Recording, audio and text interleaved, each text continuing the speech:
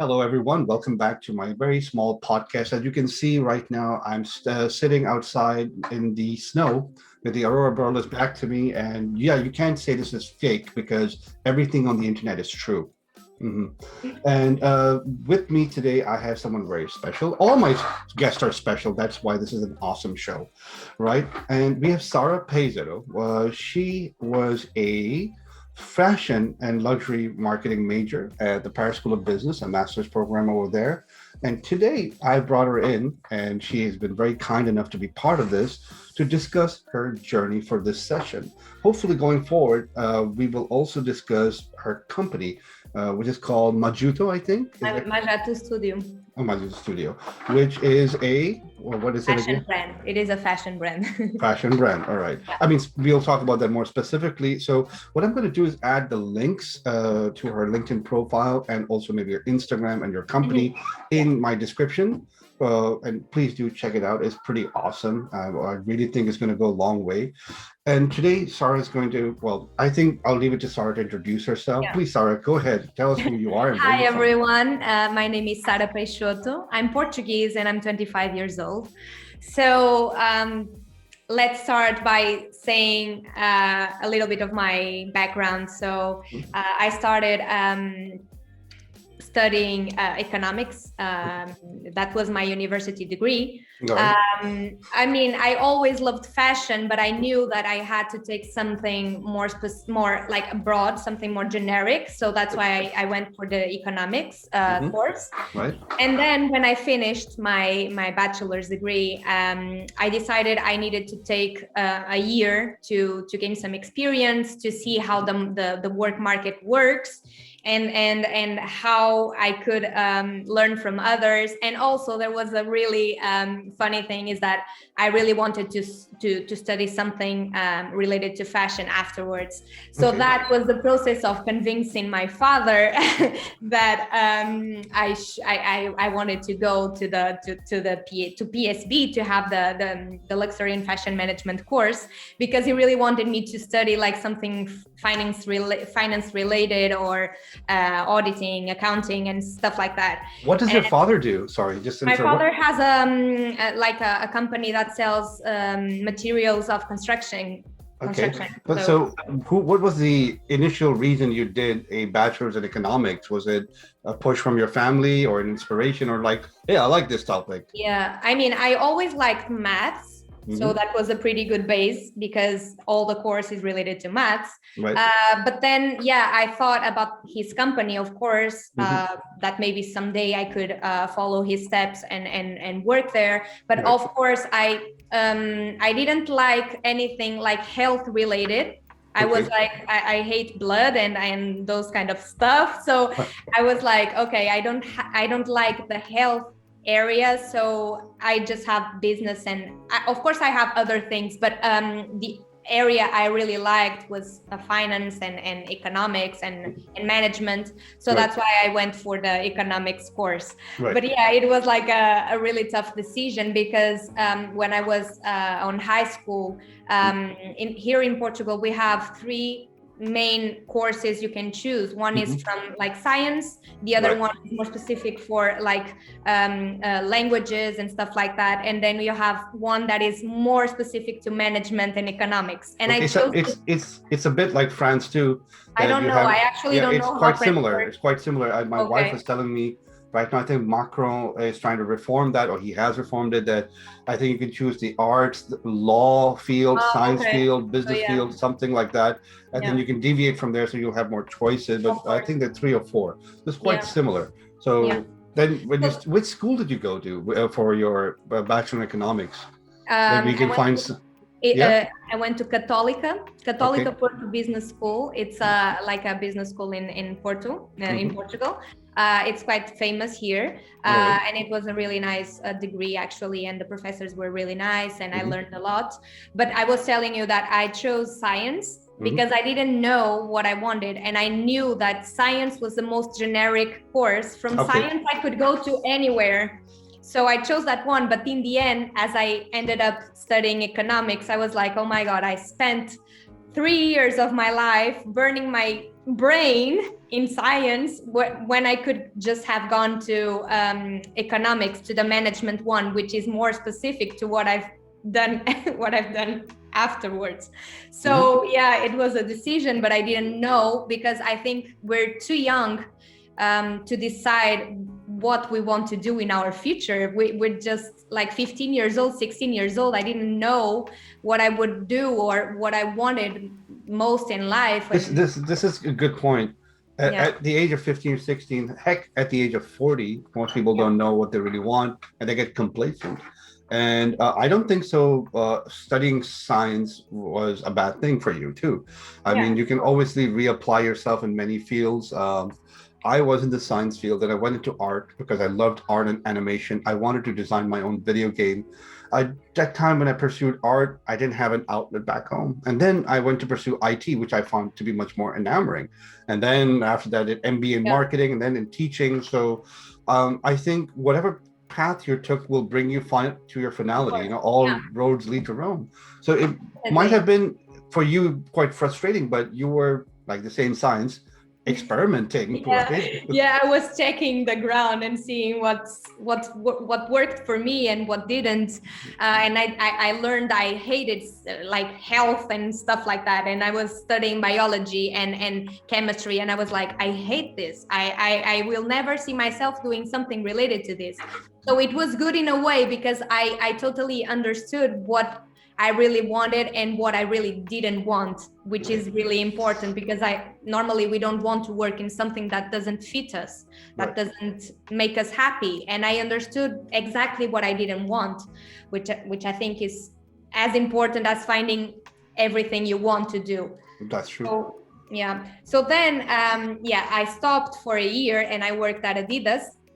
And from there, I had the opportunity of doing a transition in Chile, which is it was like a really, really nice experience. I learned a lot, and I love Spanish. And are you fluent in Spanish? Do you speak Spanish? I mean, I speak Spanish and I understand Spanish. Of course, I make errors, but because I'm not a native, but I really love the language, and I really make an effort to learn and to speak it like properly. But sometimes it's just too difficult. But yeah. How long did you spend in Chile? 2 months, I guess. Was it nice? Did you have fun? Yeah, it was really nice, really nice. I didn't imagine Chile that way. I don't know. Sometimes we just think, Latin America is like super different from here. But actually, Santiago, which was the city where I was, it's the capital. It's quite European, let's say. Yeah. Argentina too, right? Argentina I've never been to Argentina, but I mean, Chile, I was surprised because I wasn't counting on that. And it was a really nice surprise, actually. Right. And just having the opportunity of traveling so far and seeing like another reality and another way of working, another culture, that brings a lot. And that's something that I always wanted to do. Travel and even for my bachelor's degree, I did Erasmus in Croatia. So every time I had the opportunity of going abroad, I would go because I think it's really important to strengthen our horizons and broaden them and see different things. And for me, it's really important, and I think it's a big part of who I am right now and who I want to be even better in the future. So I think it really helps. How many countries or places have you been outside of Portugal? Living there, I think you said Chile, Croatia, Chile, France, and the Netherlands, and then Portugal. That doesn't count. But which is your favorite place to be if you could live there forever? Which could live there forever? I mean, I loved Paris, but there's a really difficult thing about Paris, which is the language. Oh, yeah, that's true. That's really, really difficult. I mean, I could speak English everywhere I would go. But for example, once I had some problems with services, like, for example, internet, or plumbing issues or something like that, people don't speak English at all. And I call them and they only speak French. And I was like, oh my God, what do I do now? I don't speak any French. I don't understand what they are saying. So that's the biggest disadvantage for me in relation to Paris. But I really love Paris. And as I told you, I can imagine myself going there someday and staying there for a bit while, like longer, I don't know, but I really like it. And there's also a place, I've never lived there, but I love the city, which is London. That Okay. city has something that I don't know, that pushes me, you know. I've never lived there, but there's something I think as maybe a fashion major, some of the major fashion hubs, or you can say clusters, of course, is Paris, London, Tokyo, and New York. yeah, Milan, of course, not giving up England, on yeah. that. But not forgetting also there are Asian countries which are on the, they also have their own clusters. You can go to Yeah. India as well. They have their own major cluster. But these are, I would say, the more or less the more developed luxury fashion places that Yeah, one should go. And definitely. London, I know a lot of people who lived in London and they love it. You know, it's like it's a totally Yeah, I different think there's environment. a really nice vibe, you know. Yeah. You just go there and you feel something different. Because, for example, I live in a small city here in Portugal. And one thing that I really miss is having something to do on the weekends, for example. Because here is really, it's like a really beautiful city, but it's so small that we don't have anything to do. Like for young people, there's not there aren't events, for example. Right. So in Paris, one thing I loved is that every weekend we had different things to do, different places to go, different people to meet, you Right. know. Restaurant, And theater, cinema, yeah, that's concerts. exactly Yeah, it. exactly. So It's a big, well, it's not really a big city, but it has 20 million people living inside that. yeah, Central Paris it's is very very big. small, but it has this charm of both the advanced nation at the same time it has tradition behind it, Yeah. right? But coming to Paris, what was the decision that led to Paris? Tell us about how you Okay. convinced your papa You're to. my father. Yeah. So yeah, it was like a process. I was always telling him, I really want to do that. Please let me do that. I really love it. And I think I can have like really good grades because I really believed, and I still do, that I was born for that. I was born for the luxury and fashion management area. I love that, and I love everything fashion related. I'm always searching for new things, and I really like to be updated and to see what's happening in the fashion world. So yeah, it was a process, and at some point he just saw I really wanted it, and I wanted it so bad that he was like, okay, I understand you really want it, and I cannot deny you that, because I can see it's your passion. And when we're talking about passion, I think it's important to let I don't know, I'm not a mother, but one day if I am, I will definitely listen to what they are saying and understand what their passion is, because I think it's really, really important. Whenever you do a thing that you really like, I think, I mean, there are days that you are like demotivated and sad and stuff like that, but then you think, okay, I'm demotivated, but I'm doing something that I really like. Right. Imagine if I was demotivated and doing something I hated, you know. Yeah. So there was no way out of it. So I like to put things this way. I like to think that we all have bad days, because we do, but at the end, I have a bad day, but I'm doing what I want and what I love. So that's the positive side of it, and I really like to stick to that. And whenever I'm down, I just think of how lucky I am. I had the opportunity of going to Paris. I had the opportunity of studying what I really wanted. So I'm just grateful and thankful for my father and my mother, of course, my parents, for letting me have this opportunity and making this dream come true, because I think it's really important to know that without them, I wouldn't make it and I wouldn't do it. So I'm just grateful for everything they've done for me and how they believed in me. That's good. Because, yeah. See, this is a thing regarding your inspiration and aspiration. Yeah. Being on Instagram, I can see every other young girl into fashion, into cosmetics and makeup, but it's not inspirational, right? What you did was come into the industry, and then you also launch your company, which is not just another cosmetic company. And no offense to anyone who does cosmetics, right? Yeah. But it's a safe thing to do. You did a difficult thing. You went into, I would say, retail fashion. Is that right? Yeah. And that is, well, how would I say? That's not very sexy. Yeah, it's a lot of tough work dealing with Yeah, suppliers, manufacturers, meeting with deadlines. Its majority is operations. It's yeah, operational task, getting your material out there, putting them on the website, dealing with all these different aspects of a business. yeah. I learned Um, things that I would never imagined I would learn, because I just think we normally think that, okay, I'm working for somebody, and that person, okay, is teaching me stuff. Of course they are teaching you stuff, but then whenever you are alone or just with your business partner, you are obliged to do everything yourself. You have to learn everything, you have to be in everything. So it's just, at some point it's just overwhelming, because there are so many things you have to do, so many things you have to control. You just feel like frustrated sometimes, and just like, oh my god, how am I going to well, make it? it's an ocean and you jumped into it, learn how to Yeah, swim, or so but you have to do it. Yeah. yeah, sometimes I just tell my father, I don't know if this is going to be a success or not.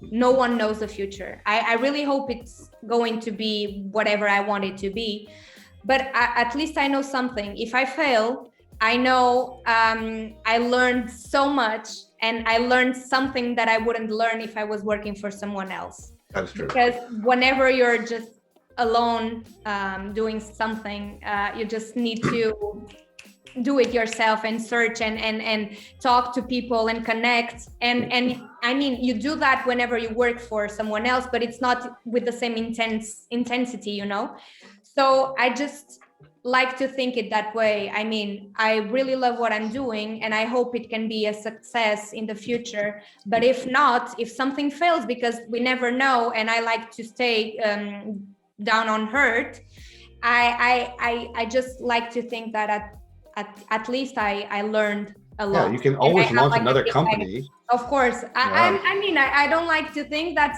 something can go wrong. Okay, I try to put that thought like behind, but as I told you, I like to stay true to myself and think that things can go well or not. I Yeah. don't So know. coming to Paris, right? Now that you have your business, you decided to come to Paris. You decided to do a course here, spend around 1 year, 1.5 year in Paris, right? How long have you been in Paris?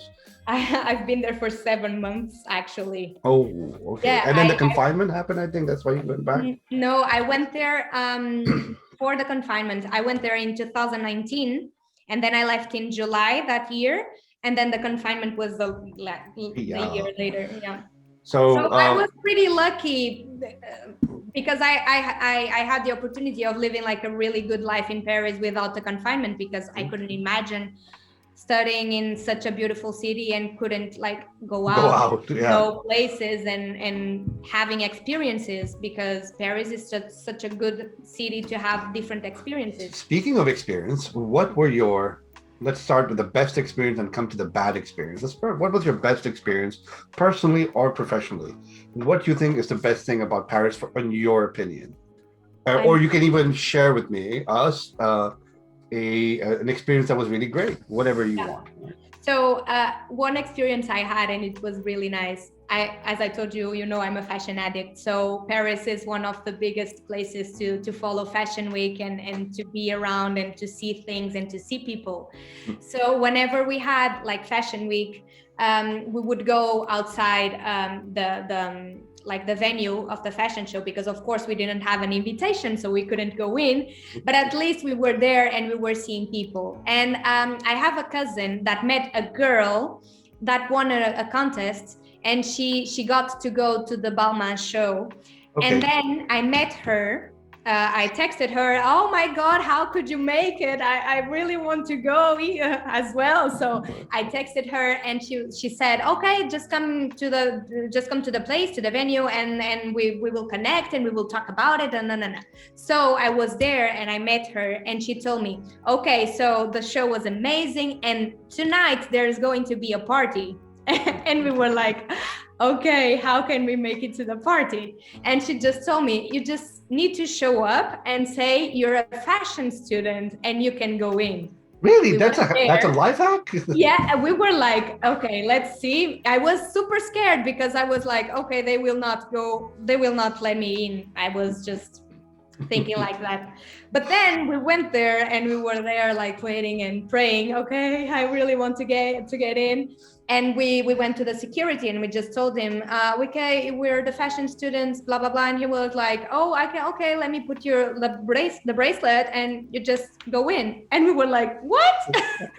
We went there and there was the creative director there and a lot of influencers, and we were like, oh my God, I would never imagine I would live this. I mean, it was a really different experience because I've never been in something like that. So it was completely different from what I was used to. So it was one of the best things about Paris, was having these kind of opportunities of this network and the cluster. Going with the flow. And I mean, there's something that I learned from my business partner is that a no is always assured. So you just have to try. If you get a no, it's a no, and okay, but at least you know from the inside that you tried and that you put everything to just achieve that goal or right. Whatever. And here's the best part. You had enough people to be kind enough to you to help you out, and it's part of the cluster. That's why I say if you go to a cluster like Paris, New York, Tokyo, Milan, and all, there will be someone out there who will say, hey, sure, I'll help you out. Someone might have helped them out. Let me pass this on.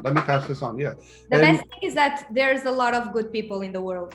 I mean, there's a lot of bad people, of course, but still there's a lot of good people that are willing to help you and they believe in you, because that's really important too, to have people that see you and really believe in what you're doing and where you want to go. So I really agree with what you're saying. Because did you see anyone famous? I mean, that our audience would know. I've seen a lot of people. I saw Nicole Kidman.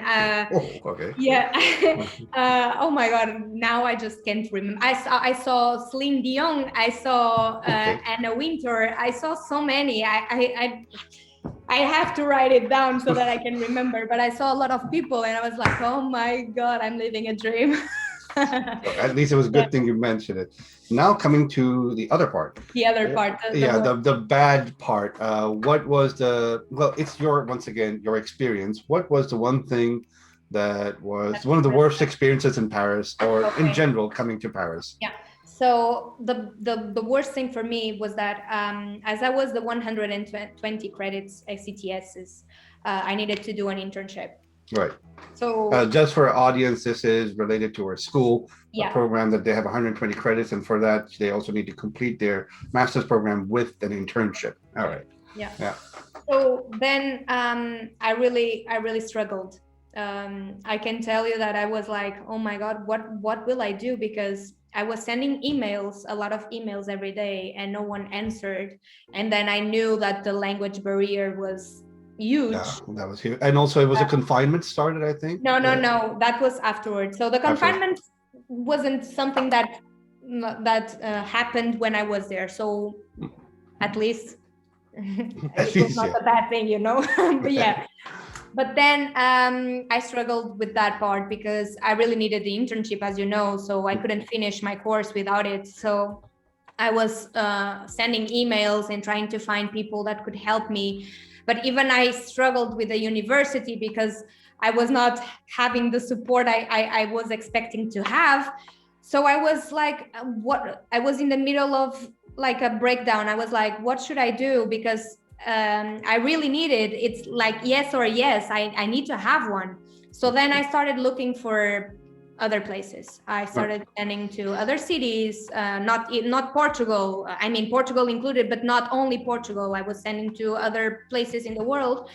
And then I got a call. I wasn't expecting it at all, from a person from Human Resources from Tommy Hilfiger in Amsterdam. Oh, nice. She told me, oh, we really loved your CV. Can we schedule like an interview with our manager, with our marketing manager? And I was like, okay, yes, of course. Of course. I can Yeah, start I always tomorrow. say yes. I always say yes. Yeah, never So, refuse an opportunity. of Never. course, Yeah. you never know where that opportunity is going to lead you. So I always say yes to everything that comes towards me. So I told her yes, and then I think 2 days after I had my interview with the manager, and I was like really nervous because I really didn't know what to expect, and I was like, okay, I think it went really well, but maybe there's another person that is better than I am, and that gave the best answers and things that I didn't say, and maybe that person is going to stay and I'm not. I was really like, okay, I don't know, because whenever we leave an interview, we were just We're not like, sure. We're like, it's I'm not quite the opposite sure for how it boys. went. Boys, when they Yeah, go to an interview, they probably did a horrible job. It's like, I aced it, I crushed it. Girls like, yeah, I'm not sure if I did a good job, and then they get hired immediately. yeah. But But that's the thing. I always I stepped out of an interview and I was like, I don't know, because I always didn't want to put my expectations so high, because otherwise I can be disappointed in the end. So right. yeah, but for this case I was the same. So I told my friends, oh, I really don't know, but let's see. And the next day, this was on a Tuesday, the next day on a Wednesday, they called me and they told me, oh my God, we loved you, you have to come to Amsterdam, we really want to. And I was like, what the hell? I was like, what? I was so emotional. And the thing is that this was on a Wednesday. On a Thursday, I was coming back to Portugal. So that meant that day was my last day in Paris, living in Paris, because I would move to Amsterdam. So I didn't have quite the time to assimilate everything and to just think, okay, this is my last day in Paris, I'm not coming back. It's really happening. It's really, I can't believe it. Yeah. It's really happening. I'm living this and I'm going to another adventure. So yeah, I left Paris in July, I guess. And then in August, I went to Amsterdam. I went by myself. I didn't know anyone. I contacted a person from those Facebook groups with the room. I had a Zoom meeting with her to know her and for her to know me. So I didn't know if the place was actually a place or if it was You something. just showed up, there's nothing there. I didn't know. I went completely alone. So I just put the address and I arrived there safely. But I was scared. I was like, oh my God, imagine if this is like fake or something and I'm just going there all by myself and I don't have. But your steps carried you, like, you'll see. Yeah. You'll see. You Yeah. know, it's an So adventure. then I went there and yeah, it was a really nice experience. I mean, I don't love Amsterdam as a city itself, but I really loved the company and what they gave me in some kind of way, what they taught me and how they treated me. Because sometimes here in Portugal, I think that interns are not valuable, or at least companies don't look at interns as valuable assets. Here's the thing about Dutch people, and I'll be very honest, not saying it because I do have people I'm working with from the Amsterdam school, the HVA, and they will constantly tell you the same thing about the Dutch, I would say, managerial style. It's very, very democratic. Even if you're an intern or you still have your value. You have your value. They will consult you. And even young students, they have no fear of authority. They were like, no, I have my right to speak up, which is a great thing to learn from this type of people is they can build your courage. You see others doing it and you're like, okay, everyone has a voice.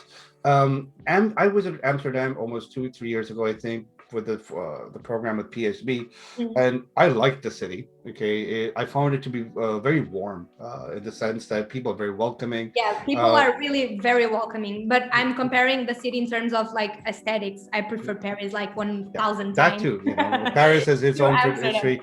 But I'll be honest, when I came to Paris early on, I got a very eerie vibe from Paris, especially at night.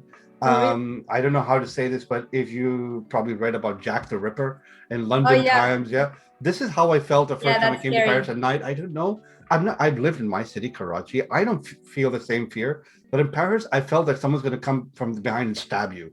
You know that I've never had like a time in Paris that I thought I was insecure. I cannot say that I felt like fear. I was not at all. That's a good thing.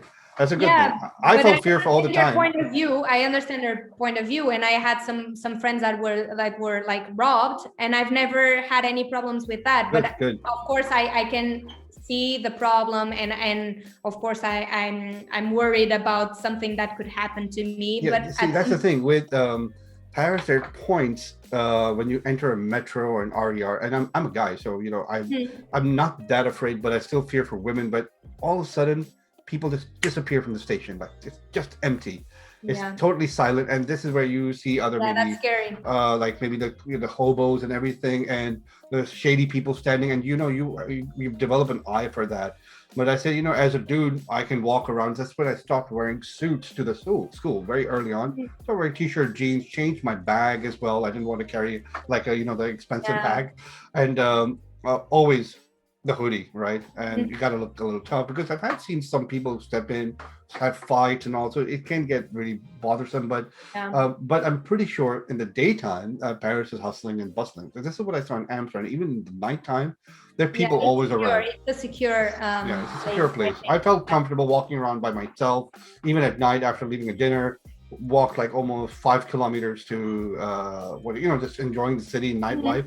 There was people everywhere. Yeah, people everywhere. Yeah, so that felt Especially at nice. the center. Yeah, it was nice actually. Yeah, but yeah, the positive side for me was always the company, because I learned so much, and as I told you, I felt really like a valuable asset, and I felt they asked me questions. They asked me, oh, what do you think of this, what do you think of that? So I thought at some point I was like, oh my god, I'm just an intern and I feel so valuable. In Portugal that would never happen. They treat you like garbage, let's Maybe say. it's power I don't distance. Maybe it's say power every distance. company, but like the No, general. you're an intern. You got your place. Maybe it's also maybe power distance, the culture Yeah. that you're a newbie. You keep to your side, but this could also, I did it motivate you to continue down your path. I mean, now you have your company. Anyone else, you know, if they have that sort of fear about success, they would say, "Let me start working for an XYZ company and build my path." Yeah. So, from your internship, did you dive into making your company? So basically, what happened, which is kind of funny, it's like I finished my internship, and as the time went by, I thought I was gaining more importance, and I thought that they were giving me more tasks and relying on my work, which was amazing. I felt like in the clouds, you know, because I was like, okay, I'm doing something really nice here, and I know that they like me and I like them, and it's important to have like a really good environment. So in the end, they offered me a job there as a freelancer. Okay. So what happened was I came back to Portugal for Christmas and stuff like that. And then the process of finding a home again was like a nightmare. It was a nightmare. So I was only able to move to Amsterdam by the end of February. But what happened was that in the beginning of March, COVID happened. So yeah, so I've just moved. I'm living by myself. I'm working as a freelancer. What should I do now? So yeah, I worked for some time, and then I asked them to come back to Portugal and work from here because I was completely alone. I was spending my days locked down at my home, and I was feeling so lonely. I just asked him, can I go back to Portugal and work from there? And they told me, of course you can. And I just moved back to Portugal. But then I worked for like, I don't know, 2 weeks, 3 weeks. And then I received a call from my director saying that he was so sorry, but he would have to let me go because they were dismissing all the freelancers because we are like the most expensive assets for the company. So I was just lost. Yeah, I was completely lost because I really wanted to work in something fashion related, but I know that with the COVID, the industry was so bad, they were struggling a lot. So I instantly knew that the industry It's suffering. Retail Yeah, and it was suffering like a lot. hotels, all of them suffered really bad, Yeah, especially in and I restaurants. knew it wouldn't be easy at all to find something in that area in marketing and in a fashion company, which was what I really wanted. So I was in Portugal and I was like, what should I do to my life right now? My father was all happy because he was thinking, okay, now you can come and Back. work for me and work for me for my company. But I was like, oh my God, I don't want to go to his company right now. I really want to have my opportunities and to make them happy, to make them happen. And I just didn't want to go and work for him just now. Are And I was, you? Is your father? I don't know if you have other siblings, but yeah, it I do seems. have one. But I think your father's quite attached to you. Are you like the eldest, or? Yeah, I'm the eldest. Yeah, Ah, I right. think the relationship I have with my father, it's cute because we're so similar. I mean, I have the same personality as he has, and then we are always shocking. We are always arguing and stuff like that. It's like, oh my God, my mom is always, please just go somewhere else because I cannot hear you anymore.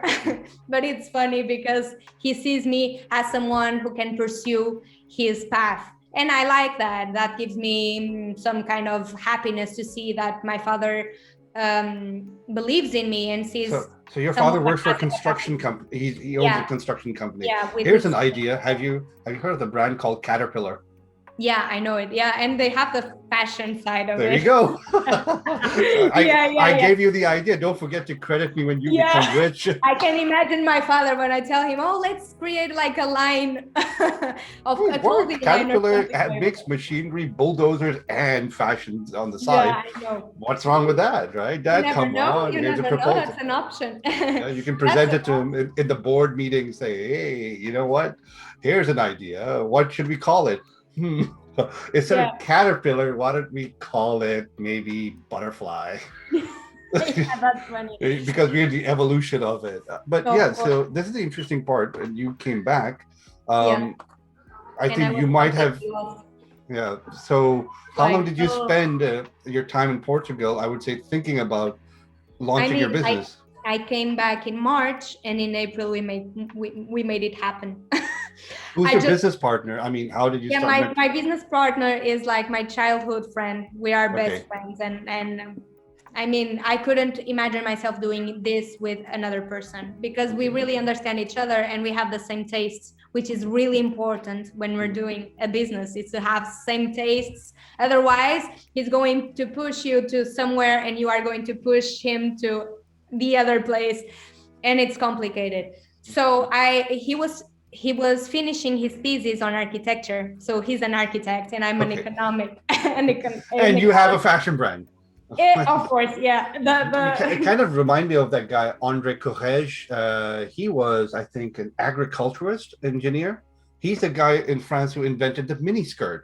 The brand Courrèges is the inventor of the miniskirt, but he wasn't a fashion designer Yeah, and there per are a lot se. of architects like Virgil Abloh and Tom Ford. They were architects, so nothing is It's the same. impossible. It's fashion. It is engineering plus, I would say, aesthetics. So Yeah, just like what he called it, Coco Chanel, right? yeah. Gabrielle Chanel. She Hmm. said this herself that do not let's not fool ourselves into calling ourselves fashion designers. We're not fashion designers. We're business people, and we And try to people with bring. a view, with like a really creative mind, because Yeah, that's all also important. that's important. And you Yeah, found your and niche, right? So yeah, you were mentioning about your business partner. Yeah, please do carry on. Yeah. yeah. So he was finishing his thesis on architecture, and I didn't have anything to do, so I just asked him, why shouldn't we like just do something ourselves and launch a brand or something like that? Because this was actually something that we have been talking about for some time, but then the timing wasn't perfect because I was here and there and I was abroad, so there was never a perfect time to do this. So as I was here with nothing to do, with my all free time for that I could dedicate to this project, we thought maybe this is the time. I mean, maybe people will call us crazy because we were doing this in the middle of a pandemic, but at least I like to think that there are some bad things that happen for a good reason. Mhm. And I think that this was one of those reasons, so we just decided to do and go for it. And then I immediately started trying to find like a freelance designer, because we really know what we want in terms of clothing line and aesthetics, but then we don't know how to draw it. That is our biggest problem, is to draw the piece of clothing. Right. So we just had to hire someone as a freelancer to work with us and to help us in this process. And regarding the brand, it has been a hell of a journey. Because that's something that I really think that the industry does, at least here in Portugal, is that they undervalue like young people. They look at us like, oh my God, look at them, they are so young, they decided to spend their money doing a fashion brand. Look, they are just crazy. And there are some doors that they close for us because they look at us and they just don't believe in us. Okay. And that was something that I really struggled, and that's something that I always think like, I don't understand why people do this, because there needs to be an opportunity for everyone in the world, and I think there's space for everyone. So I don't get it whenever people do this. And Maybe that was, this comes from, maybe you can go back to a little bit of, I would say, school.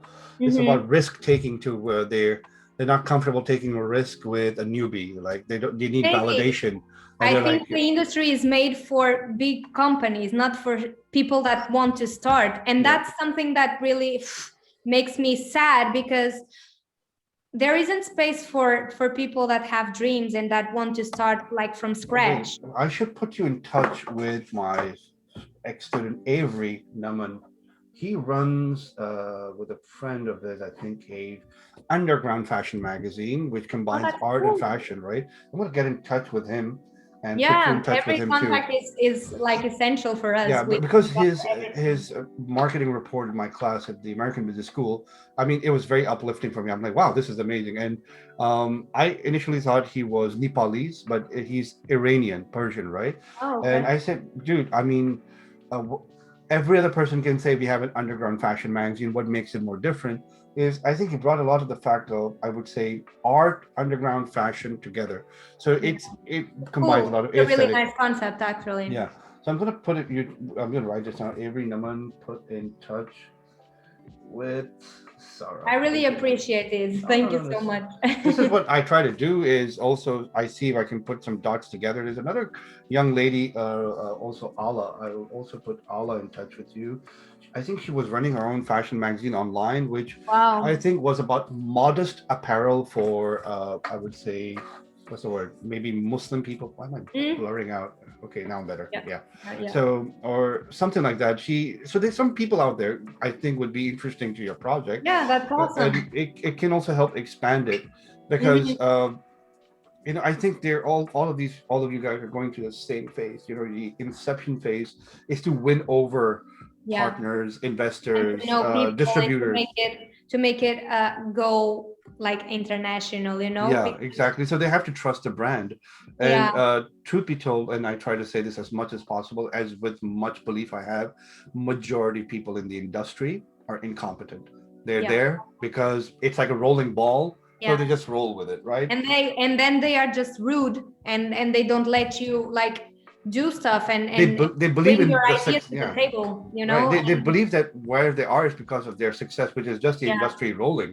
Yeah. Uh, Brands that have survived, which are even small brands for so long, is because the people believed in it.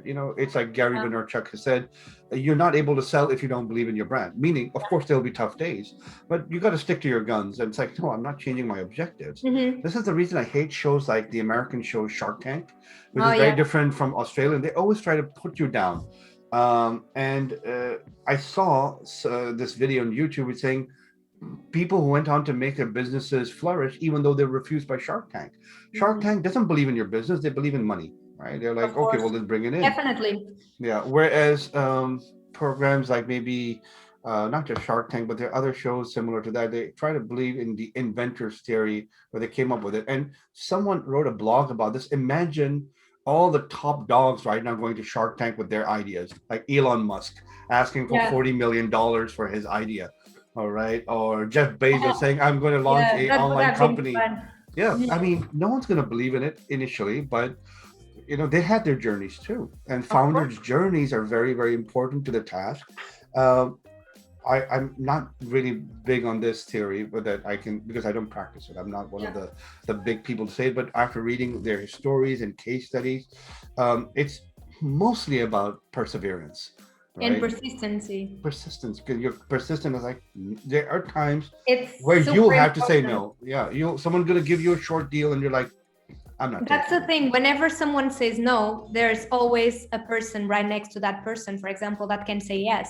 Yeah. And we always like to stick to that hope of having someone saying yes, because otherwise it's just too impossible. Because as I told you, I think the Portuguese industry is made for big companies, not for small companies. And I think we don't have the right incentives to just go and build our own business. And that's sad, because we need to have opportunities to start our own thing and to make our dreams come true. And if the industry is not letting you do that, is Then you just do the telling thing. you. Then do the thing that these other people did in tech. They made their own industry. Well, taking a taxi is expensive. I'll Yeah, just get an Uber. With the taxi but industry, it what makes happened? it so hard. It's so hard Of course, then. they retaliated. Look at the taxi industry in France. At Charles de Gaulle Airport, you know what they were doing? They were flipping taxis over, the Ubers. They were like throwing rocks at them. It's like, what the hell is this Uber? Yeah, but And that happened in Portugal too. it I happened think in London, in because they India didn't too. have like people that were competing against them, and once they felt that they were threatened, they were like, no, this can happen, we have the Yeah. monopoly of this, What so we're happened to the only ones. just look at Netflix, right? Yeah. Reed Hastings, when he went to return a movie, they had to pay late fees. It's like, what bullshit? I have to pay so much money for late fees? I mean, people forget, right? So he Yeah. started his own company. It's like, okay, it's like the joke from Futurama. I'm going to make my own company with blackjack and hookers. Bender says that, the robot. Yeah.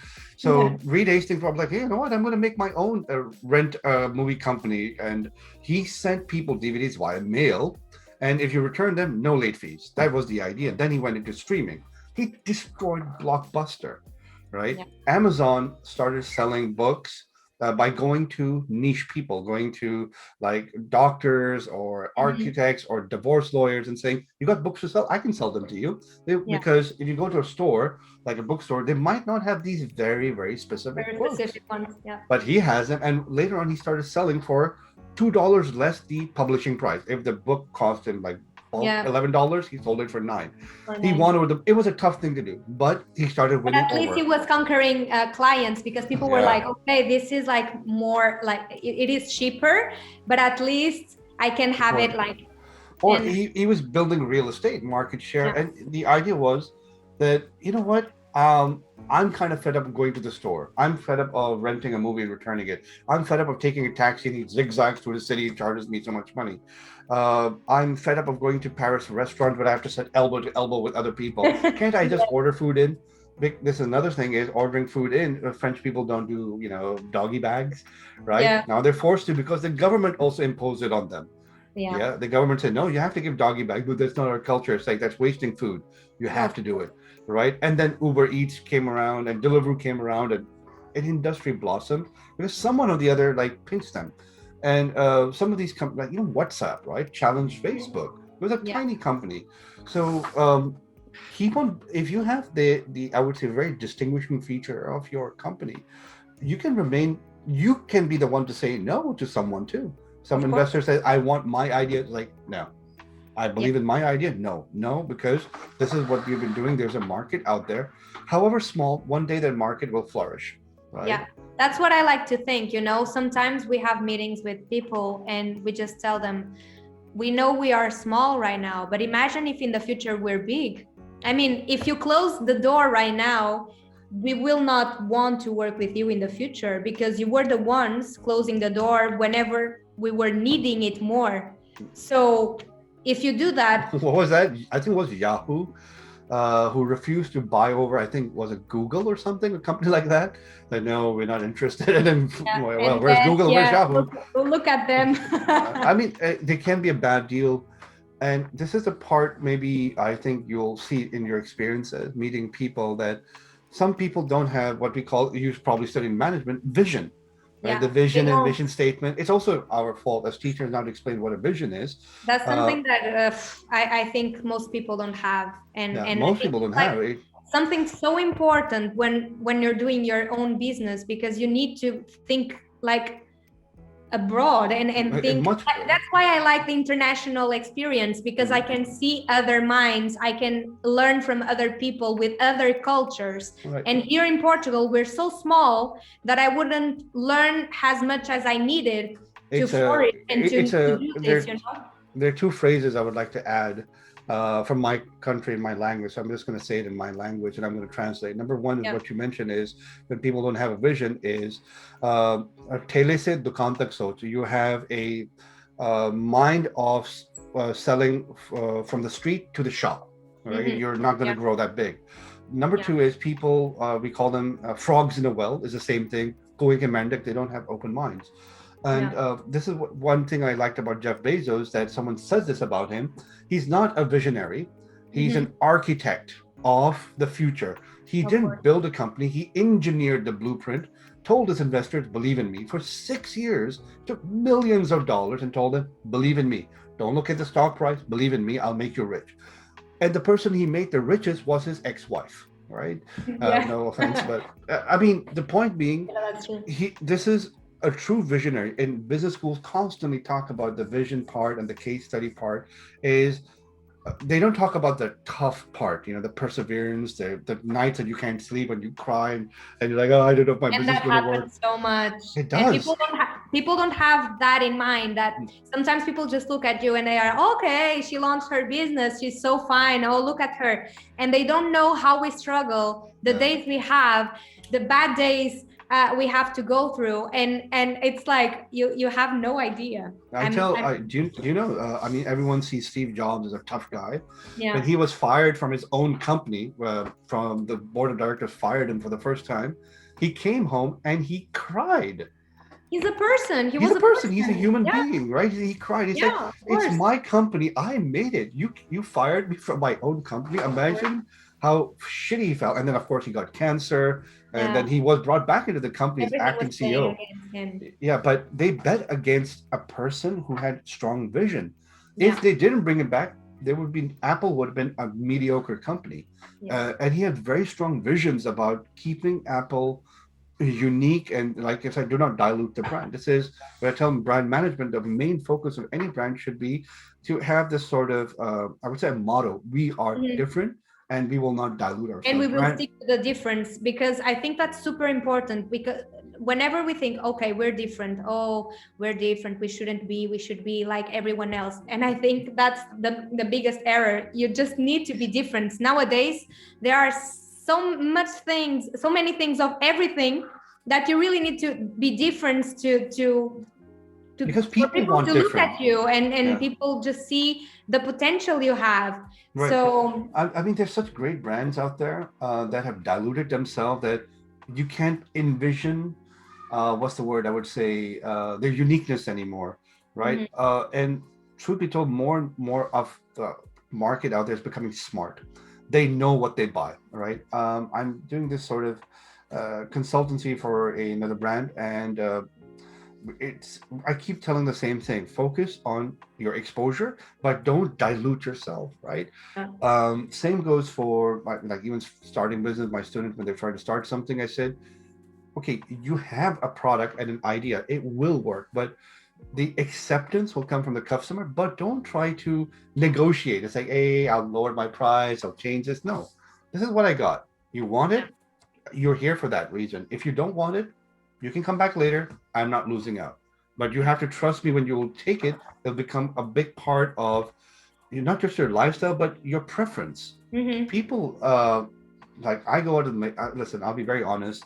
I don't hate Apple computers and all those. I hate their services. I hate the way they treat their customers from time to Yeah. time. But I Whenever you also have. I believe in exercising my choice.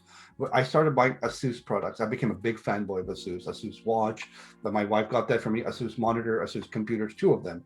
Then I went and bought like a Lenovo Yoga tablet because I read up on the brand. I'm not just a feature, but by Mhm. believing in what they stand for, right? Yeah. Then next phase, I couldn't find Asus. I wanted to upgrade my Asus phone. I was desperately trying to find the Asus Zenfone 6, right? Because of the camera that opens up like this, looks really Mhm. cool. But I believed in the brand, right? It started really small, and then it grew into the industry, especially in gaming. Then I shifted over to Xiaomi, right? And I kept on reading about how Xiaomi became bigger in just the Chinese industry and started dominating, right? So even the little guy, I believe in them. Of course, it seems like they're selling a lot, but they have a lot of competition. They're Mhm. doing something unique out there, right? They're trying to build their image. It takes time. Not everyone can be sexy from the day one. If you look at That's so Apple's true. history or any other Yeah. brand's history, they had their ups and downs, many downs, few ups, and then they say, "All right, we found who we are." Just like a baby growing up, Of they'll course. find its personality. Mhm. So I said, don't compromise on that. Compromise will come when maybe your business investor or founder with you will say, I think this could be a good direction to Yeah. take, but we have to take it organically. We sell out, then brands go the same dilution. They go the dilution way, like Pierre Cardin, or diluted Yeah. everything they sell from blankets to keychains, right? Mhm. And you can't really call it a premium brand, right? For me, Louis Vuitton is somewhat the same. They're kind of diluted themselves too, but I mean, uh, but they like they are always selling. yeah, that's what they're doing, right? But They this is sell a what lot. my Chinese student once said. Whenever you have like a level of trust in people, you can just launch a bottle of something and people will buy Yeah, because that's the brand. that's the So brand, I think right? that's the most important thing, is to go to the market and to try and have a position in the market and to stand for that position, because once you're known for that brand and for being in that specific position, people will believe in you and they will buy whatever you launch, which is ridiculous. But yeah, but that's the It's truth. true. Not only that, think about. I mean, when I asked one of my Chinese students, this is many years ago, about China's market and luxury market booming over there, I said, "Do people buy a lot of Louis Vuitton?" It's like, Professor, Louis Vuitton, it's like Zara in China. Okay, every other girl has a Louis Vuitton bag, right? But Wow. so I said, but they buy it like crazy. It's like, no, these are people who are buying it because they just want to show, hey, I went to Louis Vuitton and I got this, like eating ice cream at Amarino. It's a Then, statement, I guess. yeah, exactly. But what they really want is an Hermes bag. An Hermes bag doesn't come that easily. You have to wait. There's a Yeah, and line you for it, have to right? book an appointment and stuff like that. It's much more exclusive, Exclusive, right? and restrict. People cannot just go there and have a bag Right. of an Hermes bag. They Just have like to you travel wait. to another city and you want to try out like the street food, right? Yeah, There's of course the nice hotels and everything, but people want to eat the street food. They want to see what's real out there. yeah, And if the restaurant is closed, or you won't get that experience. And this is what some brands try to need to understand. It's the experience and not the product, yeah. right? They want to live through it and they want to tell other people, yeah, I'm very proud of my purchase. I believe in this brand, and belief is important too. But which we will talk about Yeah. your company in the what do you call the following podcast. Yeah, for But sure. before we terminate, do you have any sort of advice to give regarding your journey to any Portuguese student trying to come, going abroad, or stepping into the fashion luxury industry? Any sort of nice advice you would like Okay. to give? So, in terms of going abroad, I think that whenever you have the opportunity is something that you really need to do. It's like mandatory, I would say, Mm. because as I told you in the beginning, I think that going abroad, knowing other people from another country with different cultures will give you a different vision of what's out there. And that's super important, because nowadays we just think, okay, this is how we should do things. But then you meet a person that says, no, you can do it like the other way around. And you're like, okay, I have never thought of that. Mm. So that's something that you should always think about, is to go and to, I mean, it's taking a risk because you are going to be out of your comfort zone, but at some point you just learn so much, and you just meet so many new people that you're like, okay, this was so good for me, and I learned so much, and I'm such a better person with that knowledge I've gained. So definitely, if you have the opportunity, I would say it's mandatory. For example, my brother, he's going for his third year of university, and I'm always telling him, go on Erasmus, go. Oh, you And should. As absolutely 100% Erasmus.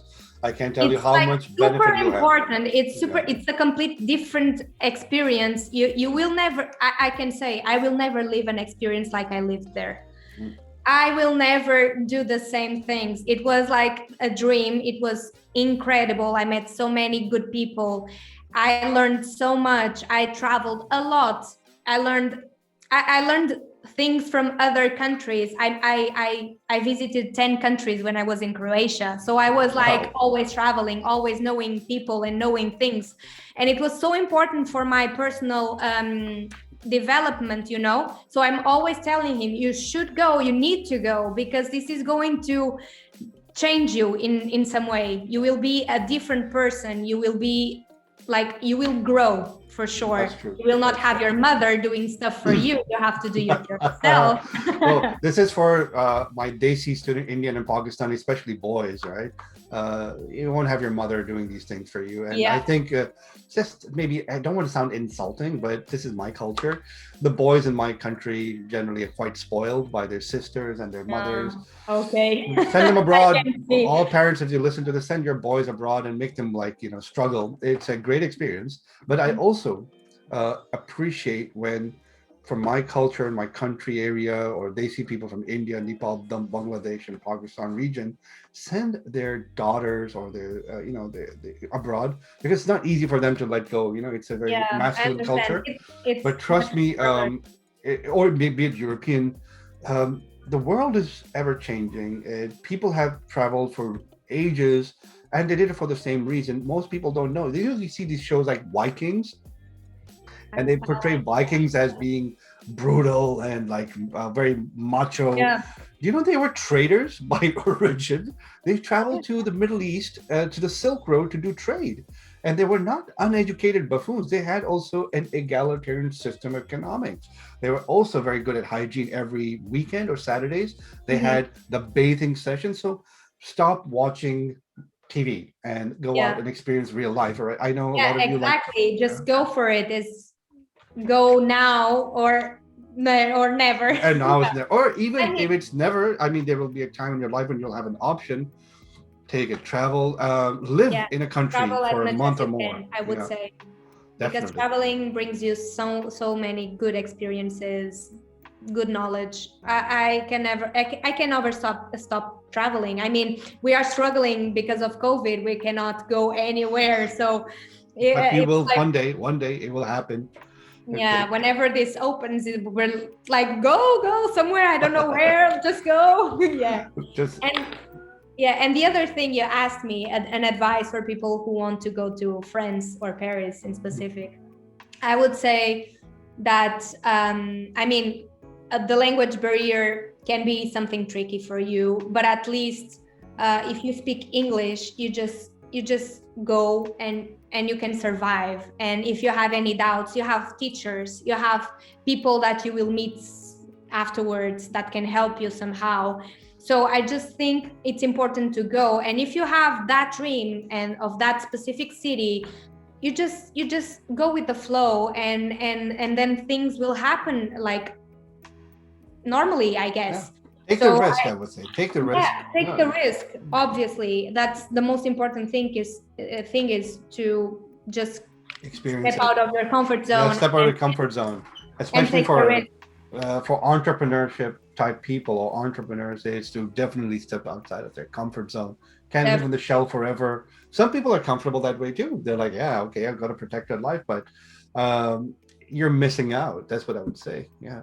It's very good to go out. And I think there's something important whenever you're being an entrepreneur, is that I'm 25 years old. So I think the time for me to fail is now, and not when I'm 40 with kids and I decide, okay, let's do something different. That, And imagine yeah. if I fail, I have like a family to support. So I think now I'm single. I don't have anyone to give my attention to, so I can just focus on my business. And I think if I have to fail, now is the time. So Yeah, I just went this for is it, a, and I don't regret it, and right. I think it's a good learning. This is So something good you mentioned, that early age and commitment. Most entrepreneurs will fail to commit to maybe relationships, or if they are in a relationship, they should yeah, be with a person who also believes in their idea, or maybe a for partner. sure, Yeah, definitely. yeah, That's super important, because if you're with someone that doesn't support you, you will feel so failed at some point. You will be so sad, and and you will be said you want to have demotivated, kids. because you have Yeah, someone that is pushing you down and not pushing you like where it is supposed to be pushing you. right. So it's super difficult to have someone that is not supporting you. Yeah, I would say it's impossible. right. And also you mentioned like having kids. Your biggest child that you're raising is your business. Yeah, Yeah, definitely. that is At a this child too, and point, we it is need my nurturing. my business, my project. That's my baby. Yeah, that's the word where it comes from.